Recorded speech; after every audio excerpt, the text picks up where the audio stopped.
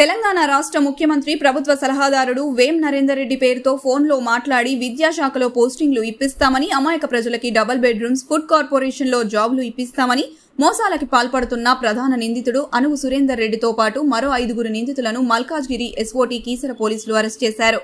వీరి వద్ద నుండి 98 నకిలీ 2 పడకల గదుల కేటాయింపు పత్రాలు, కీసర ఆర్డీఓ స్టాంపులు మరియు 1,97,000 నగదు స్వాధీనపరుచుకున్నారు.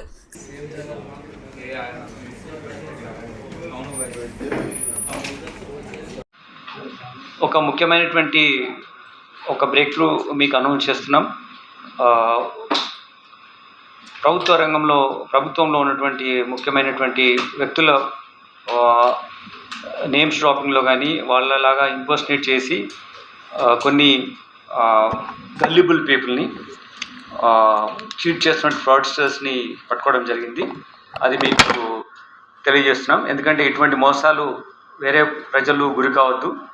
ఇలా మోసాలు చేసిన వాళ్ళు తప్పకుండా పట్టుబడతారనేటువంటి ఒక భయం వాళ్ళ మనసులో వెళ్ళాలి. కాబట్టి మీకు విశదీకరిస్తున్నాం. దీని ద్వారా ప్రజలు ఎవరు కూడా మోసపోకుండా ఉండే విధంగా మేము చేస్తున్న ఈ ప్రయత్నం.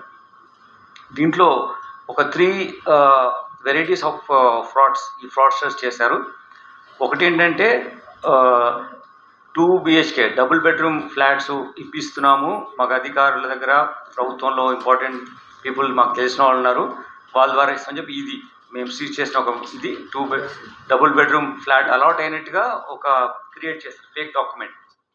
ఇది అసలు డబుల్ బెడ్రూమ్ అలాట్ కాలేదు, ఏం లేదు, చర్లపల్లిలో ఉన్నటువంటి డబుల్ బెడ్రూమ్ అలాట్ చేశాము అని చెప్పి ఇటువంటి డాక్యుమెంట్స్ ఎవరైతే గల్లిబుల్ పీపుల్ ఉన్నారో 98 పీపుల్ దగ్గర ఇటువంటి ఇప్పటివరకు చేసిన డాక్యుమెంట్స్ సీజ్ చేశాం. ఇంకా చాలామంది దగ్గర ఈ విధంగా వీళ్ళు చేశారు.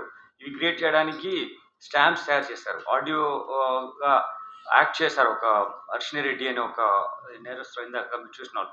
అంతేకాకుండా ఒక ముఖ్యమైనటువంటి ప్రభుత్వంలో సలహాదారుగా ఉన్నటువంటి పబ్లిక్ అఫైర్స్ సలహాదారులు శ్రీ వేం నరేందర్ రెడ్డి గారి పేరు కూడా వీళ్ళు వాడారు. ఇది ఉద్యోగాలు ఇప్పిస్తామని చెప్పడంలో, ట్రాన్స్ఫర్స్ చేస్తామని చెప్పడంలో ఆయన పేరును వాడారు. ఇలా చాలామంది వాళ్ళకి సంబంధం లేకున్నా కానీ ఇటువంటి ఫ్రాడ్స్టర్స్ ఇటువంటి నేమ్స్ డ్రాపింగ్ వాళ్ళ నేమ్స్ ద్వారా ఫోన్ చేసినట్టు చెప్పడం మూలంగా అవి నమ్మేసి వీళ్ళు చెప్పే నిజమే అనుకొని అమాయక ప్రజలు వాళ్ళకి డబ్బులు పే చేయడం జరిగింది. ఈ పర్టికులర్ కేసులో మేము పట్టుకున్నటువంటి 6 నేరస్తులు వీళ్ళ దగ్గర 1,29,00,000 రూపాయలు టోటల్ ఫ్రాడ్ జరిగినట్టుగా మేము కనుక్కున్నాం.